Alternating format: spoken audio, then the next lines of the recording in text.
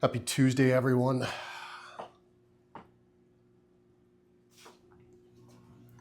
I'm Dr. Martin. Very nice to see you all again. Now, I continue to get questions, and those questions are a balance of, well, Dr. Martin, I've seen the protocol, and we're on this conference call and we're talking through how you would approach patients, and I don't understand how you're going from protocol to practice. And it was important that I film this so that everyone understands. If you are in the Institute of Regenerative Education, if you're using products from Platinum, and you've gotten ScaleBee sample protocols, first, those protocols are national protocols, all right? So the ScaleBee protocols,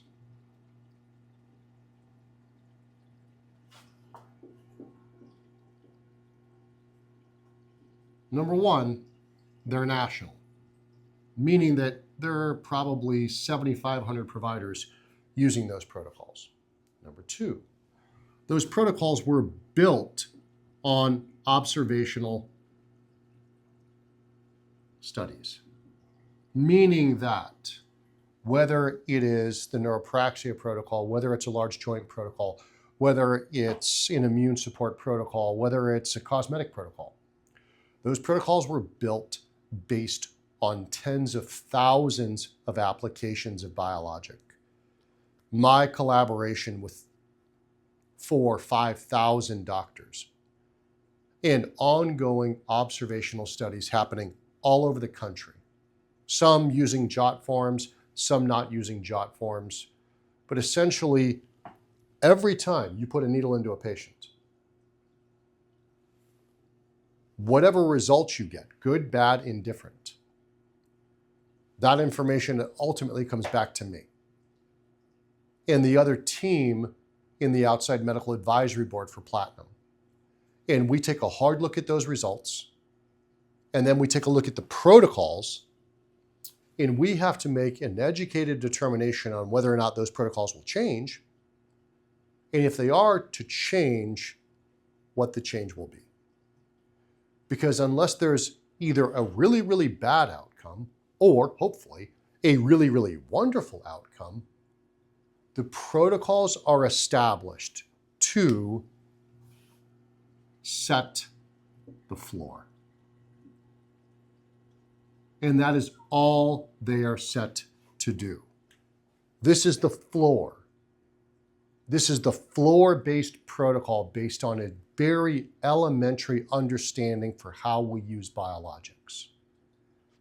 As you get more proficient using these products, as you see more complicated patients, as you have more conversations with me, conversations in the Facebook group, conversations with your colleagues, conversations at events and seminars and things, that synthesis of knowledge will elevate your understanding for both how you use these products and how you implement them based on a protocol that just sets the floor. There is no ceiling. So I get asked all the time, well, what's the most I can give? We have practitioners using crazy amounts of biologic, and that's entirely up to them. I can't tell you how to practice medicine. What I can do is try to establish a core understanding for how and why umbilical cord-derived biologics work, set up a hard target comparison with autologous biologics, synthetic biologics, drop the receipts in the literature, right? And then I simply offer it to you. And you can peruse the literature at length because there's tons of it cited in all of these lectures. And you can watch what I have to say, and then you get to make the determination yourself. Because ultimately, these protocols are a guide. That is all they are. If you don't know where you're going, right, it's probably a good idea to have a flashlight to shine a little bit of brightness in the darkness. Now, as you get familiar with the road, because you've walked it 100, 1,000 times, you don't need the flashlight anymore. You can walk that in your sleep. You can walk it in the dark. You know every inch of that road. Same thing's true in your practice. Those of you that have musculoskeletal practices, do you need an ultrasound to put a needle in a knee joint?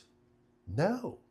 Now, if it's a very esoteric case, it's a patient that's had a lot of trauma, a lot of surgery, maybe you're using the ultrasound from a confirmatory standpoint to confirm where you pretty much know you are clinically, right?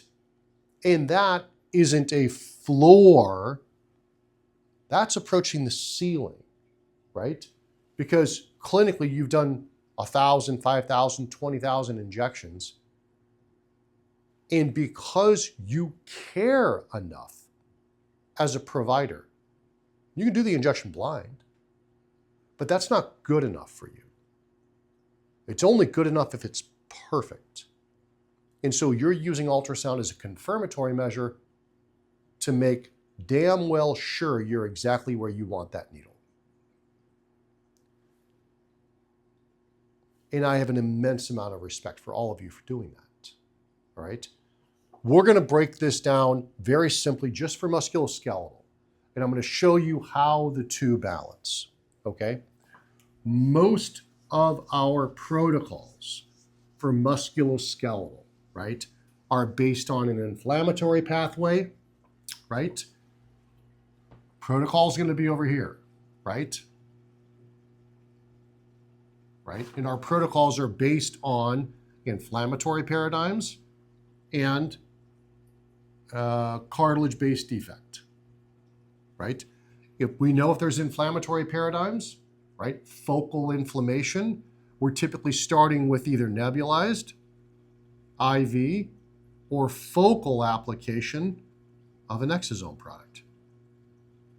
What exosome product you use is entirely up to you. If you want to use nano air, 50 billion, great. 90 billion, great. If you want to use nanosomes, 180 billion, awesome. That's entirely up to you, right? And then once you've cleared focal inflammation, typically by combining this with a nano jelly or a nano DPM, right? Once the inflammation's quelled, then you're looking at working just on the cartilage-based defect. Meaning that maybe you use a nanoflex. 300 milligrams. Plus 1 cc of normal saline. And then because they do so well, maybe you transition down to nanoflex 150, and then again nanoflex 150.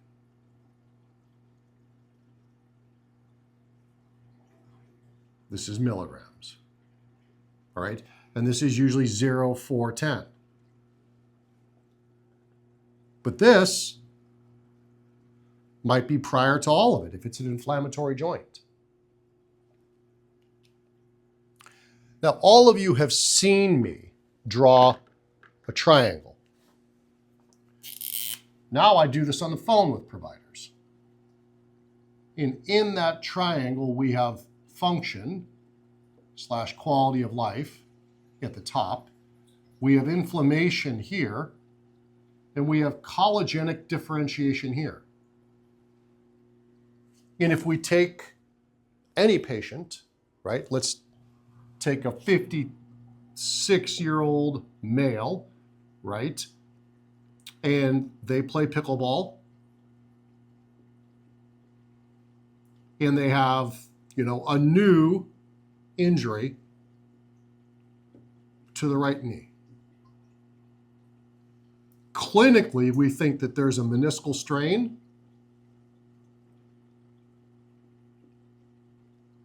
and maybe a medial collateral ligament strain. Okay? Well, we know that the function is reduced because they're in pain and they're seeing you in the office. And if they weren't in pain and their function wasn't reduced, where would they be? Well, they'd be out on the pickleball court. But they're seeing you in the office and they just waited 45 minutes for you to show up. So we know their function's reduced. We know that their quality of life is reduced. Why? Because they have acute trauma to that knee. With acute trauma, what do we tend to see? Elevation of inflammation and decrease in collagenic differentiation.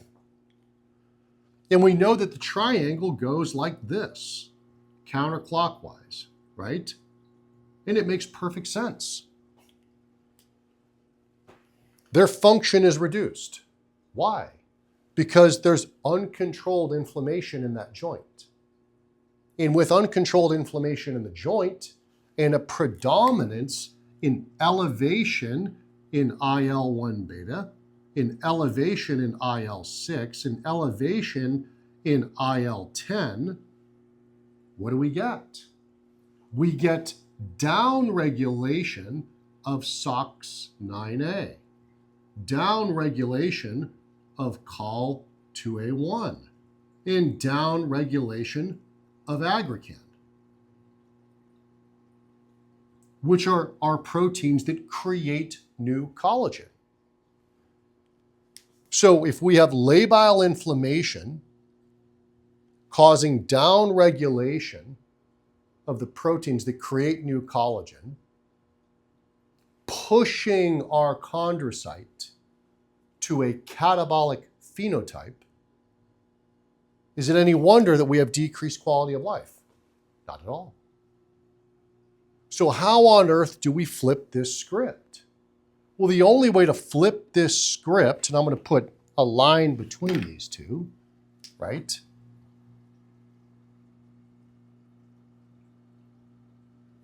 The only way to flip this script is to downregulate inflammation. And by downregulating inflammation, then when there's a more neutral pH to the synovium, we don't have a predominance of inflammatory mediators, and the body can actually go through the process of collagenic differentiation, which ultimately improves function and therefore quality of life. So from a practical standpoint, what do? From a practical standpoint, is there anything in this patient's history that says that they have lupus or rheumatoid or psoriatic arthritis, long COVID, chronic Epstein-Barr, chronic Lyme? There's nothing in there. So our first checkbox is systemic inflammation. Our second is focal inflammation. Well, we've looked at systemic inflammation. They don't have any of that. So we can check that off. We don't have to address that. But they have a new strain. We examine the patient. The knee's warm to the touch. There's a little fluctuance, medial and lateral to the, patellar tendon. So we know there's some fluid there. There's a little bit of an effusion there. That's inflammatory. So we have focal inflammation. So if we have focal inflammation on examination in that knee, and we look at our protocols, we're following the inflammatory paradigm in our protocol. And then our choices are either nanoair, 50 or 90 billion, or nanosomes, 180 billion. This is his only problem, a strain. I didn't say a tear. I didn't say it has a massive effusion. So could we get away with just a nanoair 50 billion? You betcha, right? Now, the only pathology is the knee. So am I worried about giving this by nebulizer or IV application? No, I'm not. I'm concentrating on giving it focally. So what would I do?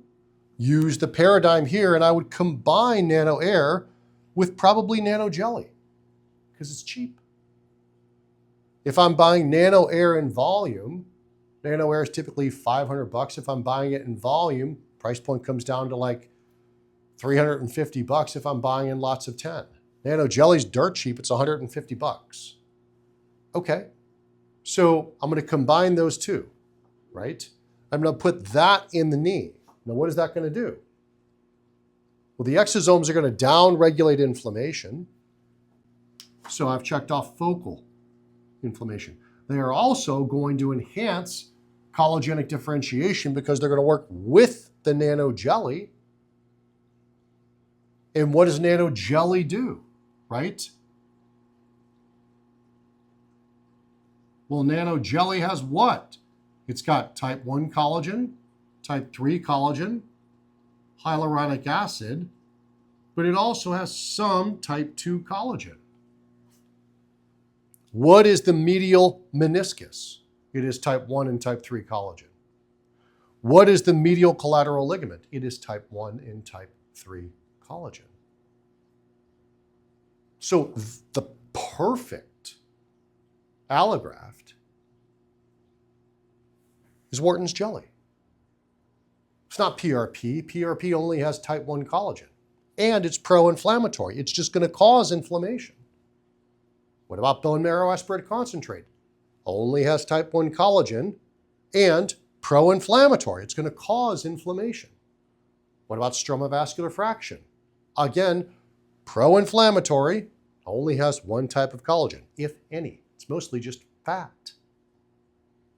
So if I want to reduce inflammation and enhance collagenic differentiation in this patient, my first application is a focal application of nano air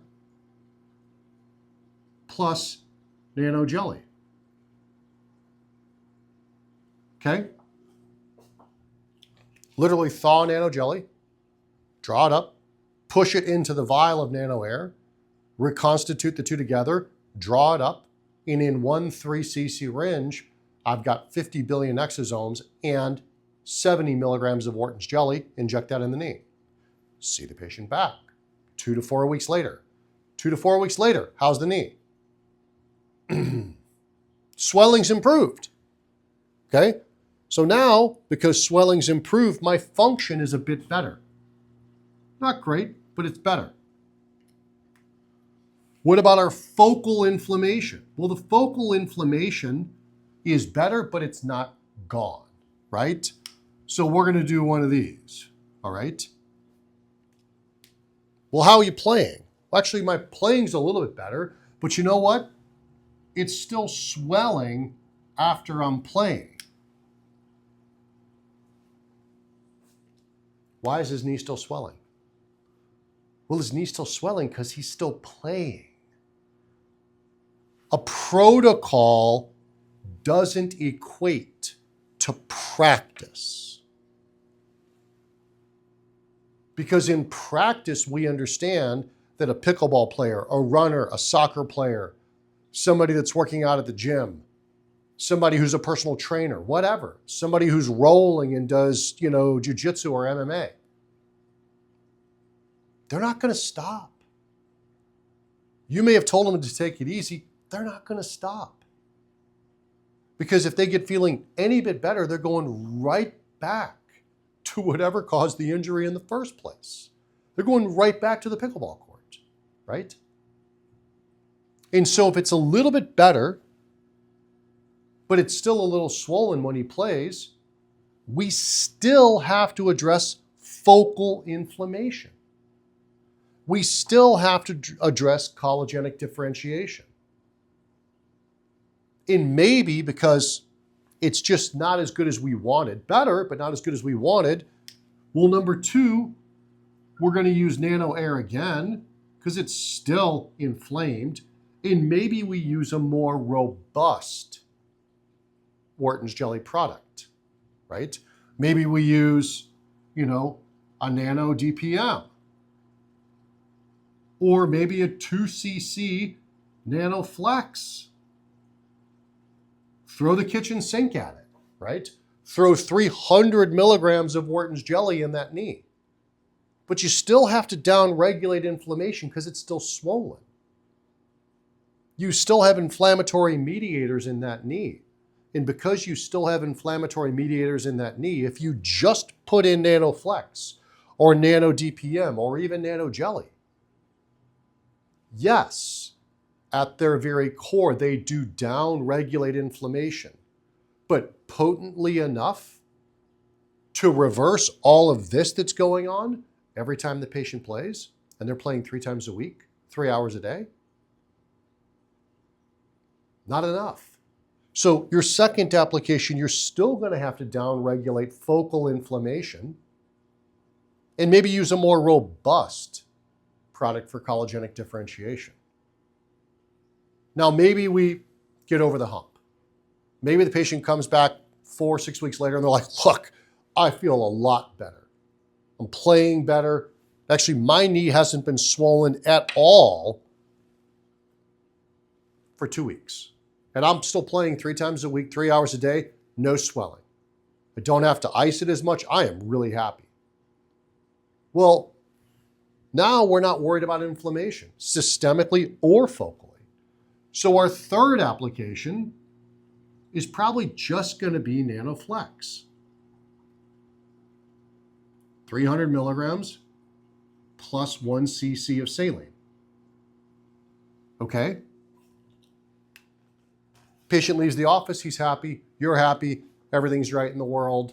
The angels are singing, there's no clouds in the sky, there's a triple rainbow, right? You just hit a scratcher when you got your coffee at the gas station for $500, everything's right in the world. 2 weeks later, you get a call. Hey doc, can I come in? Sure, what's up? Well, I was in a tournament and I lunged for a ball and my knee gave out and I fell. Can I come in and see you? Sure. Patient comes in, you don't have a new MRI, but the knee's swollen again. What are you going to do? You start the whole process over again. Because if there's an acute swelling, we've got an acute strain of the MCL, maybe a tear of the medial meniscus, but there's so much fluid there and swelling, we're not going to get a good read on an MRI anyway. You put an ultrasound on, maybe you'll see a tear in the medial collateral, maybe you'll see a tear in the medial meniscus, but if it's a bucket handle tear and there's fluid in there, you're going to be able to see it all that clearly? Not really. Not unless the patient's super skinny like me and tiny little legs, right? Then maybe you can see it. Somebody's really big muscular legs, you're going to be able to see that tear, a bucket handle tear in the posterior horn of the medial meniscus? Probably not with an ultrasound. But does that change what we're going to do? No. And if you're just going by the protocol, well, it's inflammatory. So we have to again start nebulized IV or focal application of exosomes. We go on our triangle. Function is no longer good. Function's down. They're doing terribly. Acute injury. Inflammation's up. Lots of IL-1 beta, lots of IL-6, lots of IL-10. Lots of down regulation of collagen in that joint. So what do? Probably nano air and maybe nano jelly again because that worked. See him a second time. If he's better, again like he was last time, will he still be playing? Of course, right?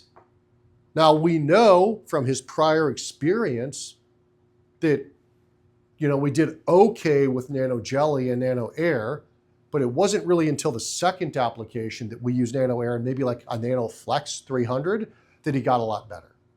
And so I would probably do that again, right?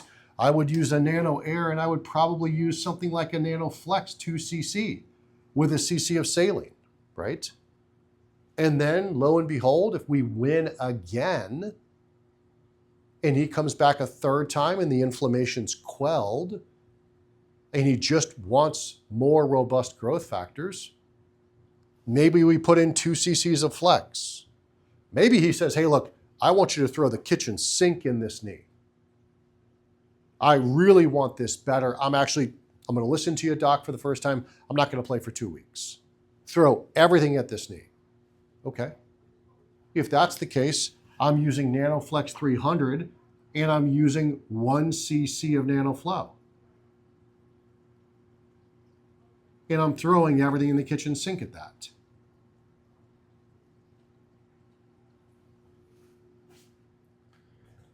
All we're doing is taking our standard protocols, which all of you have access to. If you don't have a rep, send an email to support@platinumbiologics.com.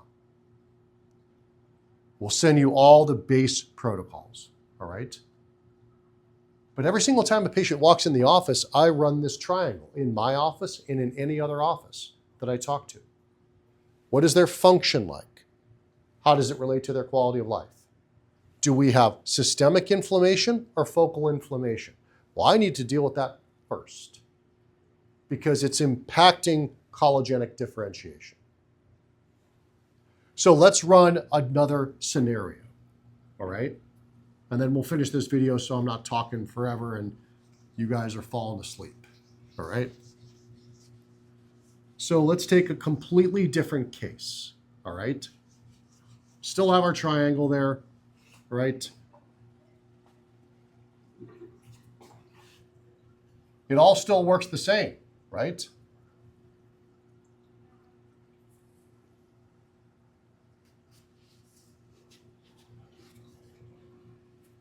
Patient walks in your office and it is a 73-year-old female and she has lupus. And she comes in with left shoulder pain. Okay, what do we know? Well, we know her function is down.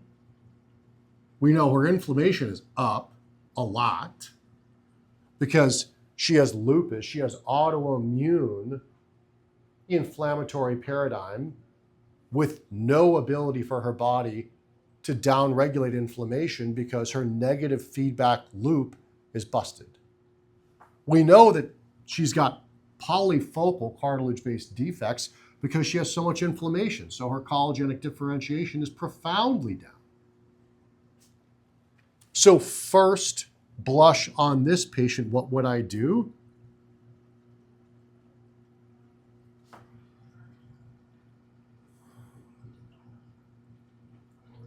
Probably systemic administration, either IV or nebulized. Without question, IV is more therapeutic. Without question, IV is more bioavailable. And so if you wanted to use NanoAir because it's more affordable because she's 73 years old and she's not made of money, that's fine. Give it by IV. The penetration's better, right?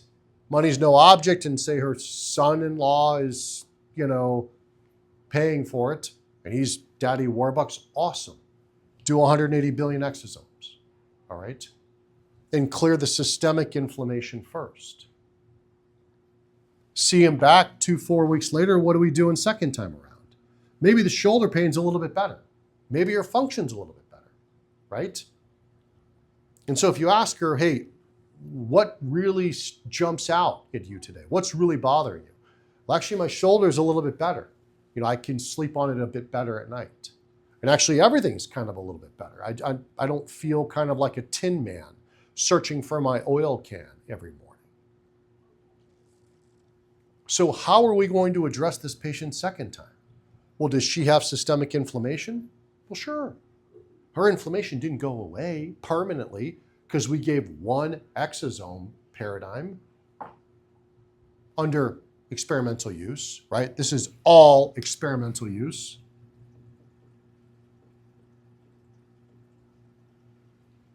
So I'm going to give exosomes again, right? And at 73, I'm assuming money is an issue, right? So I'm going to give Nano Air 50 billion. And I'm probably also going to give a Nano Flow, like a 1 cc. Because at volume,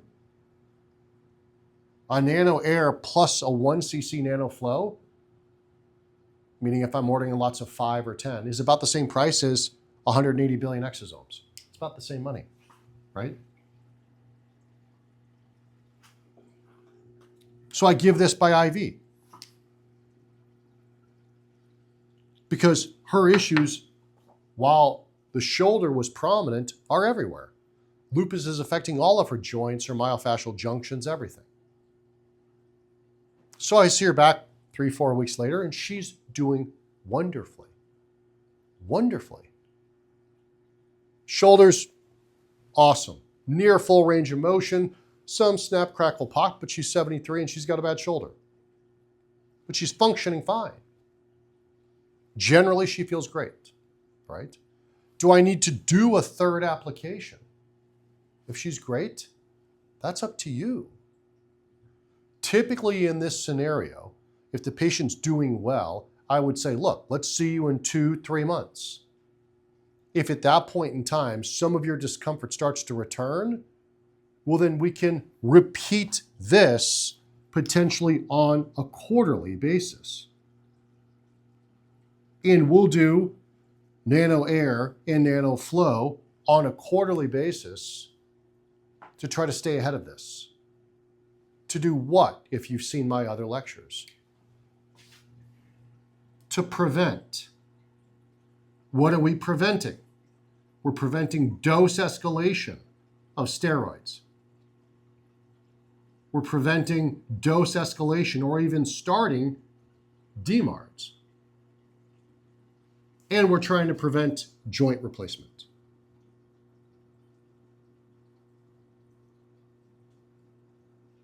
This is what we're trying to prevent. Are we treating her lupus? No. Remember, we cannot use any human cell and tissue product to diagnose, treat, cure, or prevent disease. And we're not telling her we are. Now, in this entire lecture, last 30 minutes, have you heard me use the term stem cell? Not once. Because I don't care about stem cells. Stem cells is a blanket term to sell a product. It's not how we use a product. And I don't care about selling biologics. That doesn't help you. If any of you have heard me talk or lecture, I work on a very simple paradigm. Give a person a fish, they're hungry for a day. Teach them to fish, they're never hungry again. Good Lord said it first, I will say it again. My goal here is not for you to paint by numbers. It's not for you to follow some protocol and be some robot and then wonder why you're not getting results. Because patients don't live by a protocol. Patients just live their lives. And then we have to deal with that as it comes to us. And so this triangle I use for every single patient, every single time, and it doesn't matter what it is, right? If this patient had come back to see me here, and she was only a little bit better, but not great, would I have done a third application? Sure, right? If at this point in time she was doing great and then she got COVID and her system crashed again, what would I do? I'd go back up here and I'd give her just exosomes to systemically downregulate the inflammation. And then and only then, if she was better, would I even start using an exosome combined with an MSC-derived growth factor product. Then and only then. We're simply taking this model and applying it in a common sense scenario every single time a patient walks in the office. And we start the process over every single time. Because even though there's a protocol that you may be looking at, your patient is not. Your patient's just living their life. And however they're living their life, it's on you to be able to accommodate. And that is why I created this. Now, I created this. No one else has ever done this. I've never seen this done before. This was just the easiest way that I could explain to people how and why these products work and how to stack them in a clear manner that made sense. If I talk about NanoFlex, nobody knows what the hell NanoFlex is or where it goes. But if they understand that it enhances collagenic differentiation, and it's like Arby's, it has the meats, right? It's got type 1 and type 3 collagen and hyaluronic acid and type 2 collagen, awesome. If they understand that nano air and nanosomes systemically downregulate inflammation because they work by way of an M2 macrophage pathway. They downregulate IL-1 beta. They upregulate IL-10. They upregulate ARG1. This is what umbilical cord-derived biologics do. Upregulate IL-10. Downregulate IL-1 beta. Upregulate ARG1, which has a net anti-inflammatory effect. This is an M2 paradigm. This is what all allogenic biologics do. Autologous biologics, which is work on an M1 paradigm. You see, it doesn't matter about stem cell. It has nothing to do with stem cells. And I don't care whether it's PRP or fat or bone marrow. And I don't care what the rep says or tells you or the study they show you. From a common sense standpoint, if I have a patient with grade 3, grade 4 OA of the knee, they need type 2 collagen. Please find type 2 collagen in your blood. You won't. Please find type 2 collagen in bone. You won't. Please find it in fat. You won't. Where do you get it? You get it here in Wharton's jelly. Please downregulate inflammation in that grade 3, 4 knee, because what's predominant in that knee? Inflammation. Downregulating all the proteins that create collagen. And so if I have somebody that walks in the door with grade 3, grade 4 OA, even if I don't see inflammation, and even if they don't complain about lots of inflammation, I'm still going to give them nano air and nano jelly first application. Why? Because they didn't get grade 3, grade 4 OA without inflammation. It's part of the natural history for how their joint got that way. So if the natural history is with grade 3, grade 4 OA, we had elevations in inflammatory mediators that pushed the chondrocyte to a catabolic phenotype and broke down type 2 collagen, I need to downregulate that inflammation either at the same time or before I can enhance collagenic differentiation. And then and only then will I improve function, which will ultimately improve quality of life.